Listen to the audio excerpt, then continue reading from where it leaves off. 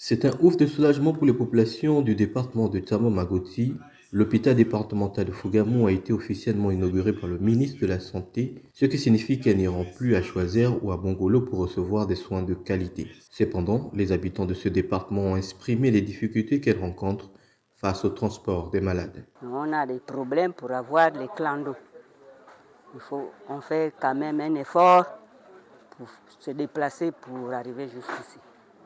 On se réjouit de cet hôpital, mais ce que nous voulons à Fougamou, c'est qu'il y a plusieurs ambulances qui soient à notre disposition. Audrey, une jeune mère qui a perdu son bébé de 9 mois, nous raconte son histoire. Mon fils, j'ai perdu un petit garçon de 9 mois.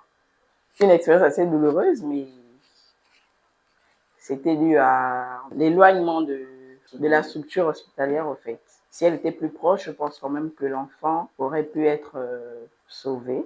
Mais vu la distance, non seulement il y a un manque de véhicules, donc pour trouver un véhicule, c'est assez compliqué.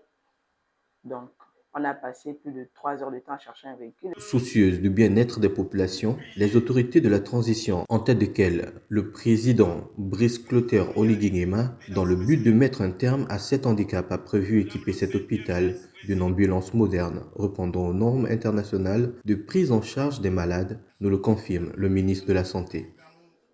Pour les populations, je voudrais les rassurer. Dans le package qui doit être offert dans ces structures, il y a une ambulance équipée, moderne, qui va arriver dans quelques semaines. Je suppose que c'est de ce transport qu'il s'agit, parce que malheureusement, l'hôpital n'a pas vocation à devenir taximan pour amener les populations vers lui.